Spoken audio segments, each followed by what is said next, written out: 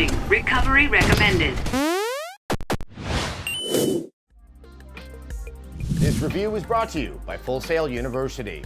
All right, I don't think there's much need to warble on here. You've heard about this game incessantly for probably about the last 3 months. This is it. It's out. Here's the review, Titanfall. Get those other Spectres online. We've got militia pilots moving in from the east. Charlie squad is still rounding up colonists. Shaking hands. Shaking hands from exhaustion and exhilaration.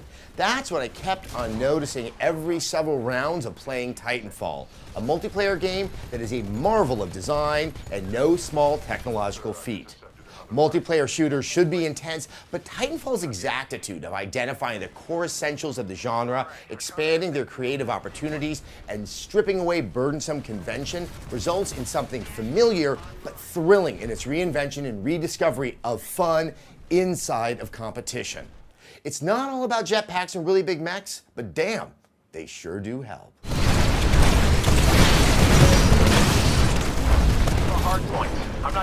The minimal story is laid out over 2 9-mission multiplayer campaigns which compete on the same maps, but from both sides of the conflict. The campaign, told primarily through video chat, does little to elaborate on Titanfall's fiction, which seems to hold promise with monsters on one planet and a long-standing conflict, but it's too slight to hold much interest. The minimal storytelling does manage to provide the matches with contextual drama. Similar to a sports announcer whose substance in play-by-play is secondary to the tone, the character's voice work serves to heighten the tension and propel the matches with an additional urgency.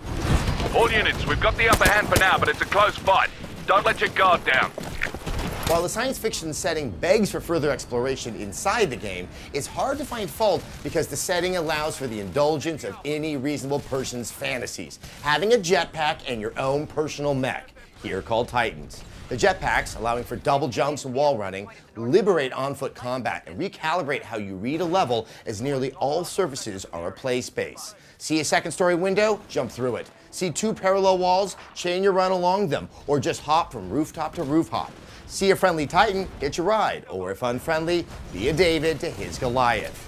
The amount of invention the exquisite level design affords the player is astonishing as it is intricate. Rather than relying on tried and tested routes on a familiar map, I was continually finding new opportunities and the endorphins that accompany discovery. Warning, core reactor overload. In fact, the biggest barrier in adapting to movement in the game is learning to dispense with the inherited playstyles from other games after years of conditioning. The wall running is easy if you don't think of Prince of Persia. I had to remind myself not to take the standard path up a structure because I could just jump past it. Don't guard a domination point in plain view when you can hang in the corner of the ceiling. I'd recommend playing it initially for an extended period of time to begin to adapt to the playstyle. It's this explosion of traversal opportunities that gives Titanfall its breathless and urgent pacing and left me feeling like I ran a marathon. Titanfall allows and compels you to be constantly on the move, avoiding fire from other soldiers or, more importantly, Titans who can take you out with one hit from their weapons or just their feet. This speed and urgency is underscored by the seamless and propulsive animation as you go from the ground to the wall and eventually into the Titans themselves. Transferring control to pilot. When you do get your Titan, the sensation of power from a much higher vantage point is thrillingly tactile, but requires a lot more thought than at first glance. As big as you are and as speedy as you can move, you have nowhere near the same dexterity and opportunity to cross the playing field, to say nothing about being rather prominent against the skyline. Given that your dimensions have changed considerably, how you cross the map becomes more restricted. Only paths that can handle your width are available and casually guide the Titan into conflict with other Titans, friendly and angry. Your weapons and powers, while extremely powerful, reload and recharge slowly, making each decision count more. Not only are you exposed, but Titans belie their vulnerability when taking on more than one enemy. 2 Titans, 1 Titan and a collection of ground troops, or just 1 pilot on your back destroying your insides, all can result in an early demise. Playing in a Titan is much harder, but when successful, especially when tearing a pilot out of an enemy rig, immensely satisfying. High damage sustained. This 2-tiered game within a game is brilliant in its design and execution, as it provides matches with an ebb and flow that give the pacing a more substantive, contrasted style. In close matches, when you call in your Titan becomes more meaningful. Frequently, I will let my Titan automate as I went on foot to earn more points to secure a win. Even when not coordinating with other players, there's a remarkable range of ways to contribute to the overall team goal of winning by exploring the nuances in the design and balance.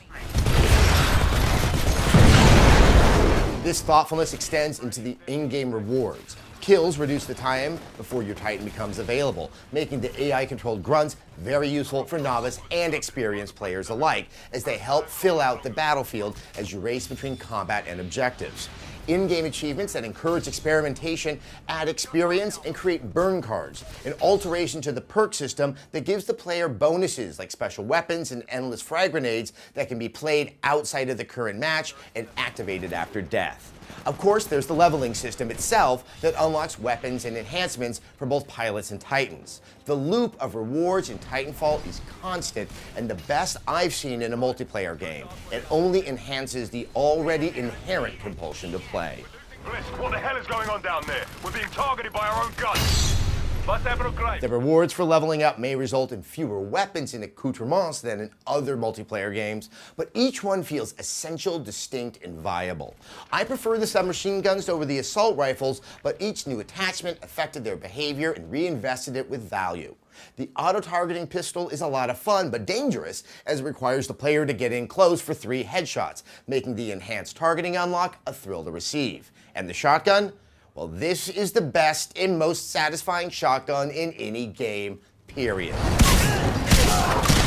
Deciding on whether to use cloaking or radar to find enemies in close proximity is a grievously hard choice, and deciding to customize my Titan loadout with a slow but devastating railgun or the imprecise but faster arc cannon are meaningful decisions that only improve in spending time with the game.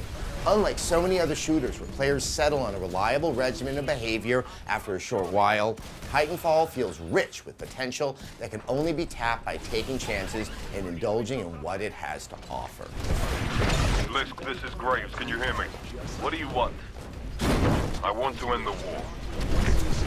That all these components and their vast applications balance out is a feat of meticulous attention and acumen, and those with a keen eye to design will find more than enough to be in awe of.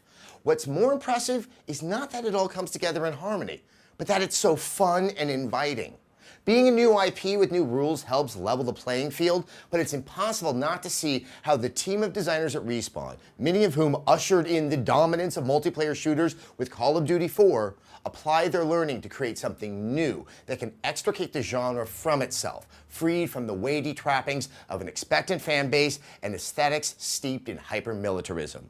Titanfall is more democratic and oddly, well, joyful. While the game has pleasures in all its modes, it works best with objectives. Domination, here called Hardpoint, and Capture the Flag work the best, as the objectives help return focus on the interplay between Titan and Pilot, which foster memorable moments of invention. Last Titan Standing, where all players start with a Titan and try to survive, is a brilliant demonstration of the balance between their power and vulnerability, resulting in some fascinating moments of restraint while ensconced in a metal exoskeleton of destruction. Warning, reactor unstable. Eject. Attrition, or team deathmatch, is fun, but without focus. It lacks the same drive as other modes and easily becomes chaotic, which may benefit other games, but short shrips Titanfall's best qualities. Pilot Hunt, where points are accrued only when killing pilots, is a curiosity. The thrust is to find actual players among the Titans and Grunts, but I couldn't discover its strategic hook. Play the transmission. The inequity among the modes is an overall testament to what Titanfall has accomplished, being something new. A game that offers enough change to the increasingly uninspired multiplayer shooter offerings that some conventions don't apply as they once did. It's an audacious game that reinvigorated a long dormant excitement in me to go online and engage. The reward here isn't in the points, it's in the experience, and it's one that doesn't have an equal. A 5 out of 5.